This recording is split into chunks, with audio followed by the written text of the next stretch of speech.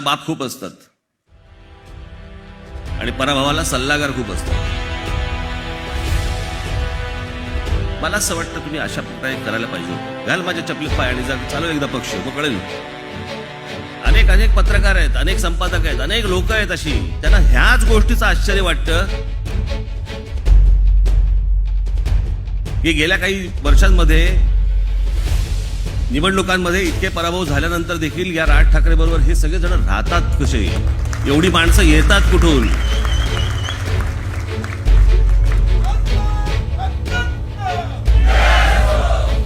आपण जी पक्षाने म्हणून जी आंदोलनं केली, जेवढी आंदोलनं आज महाराष्ट्र नवनिर्माण सेनेने केली, दाखवावं गेल्या 10 वर्षात 15 वर्षामध्ये कुठच्या दुसऱ्या राजकीय पक्षाने केलीत ती.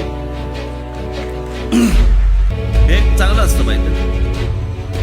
अनेकदा काही पत्रकार भेटतात, त्यांना विचारतो मी, काय रे बाबा काय असं काय लिहिलं, काय अपेक्षा तुमच्याकडनंच आहेत. म्हणजे सत्तेवर बसले त्यांच्याकडनं अपेक्षा नाहीत, आणि जे सत्तेवर बसले त्यांच्याकडनं अपेक्षा नसताना त्यांना मतदान होतं. मग ही अपेक्षा घेऊन करू काय मी याचं.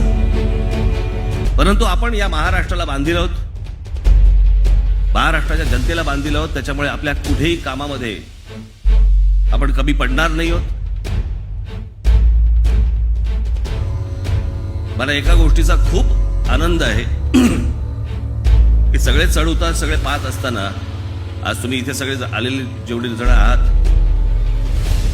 आपल्या टेलिव्हिजन चॅनलवरनं जी कोणी लोक बघत असतील, पक्षातले अनेक लोक बघत असतील, त्यांना खास करून धन्यवाद द्यायचे की एवढ्या सगळ्या चढ उतार पाहिल्यानंतर देखील तुम्ही माझ्या बरोबर सगळेजण राहिलात.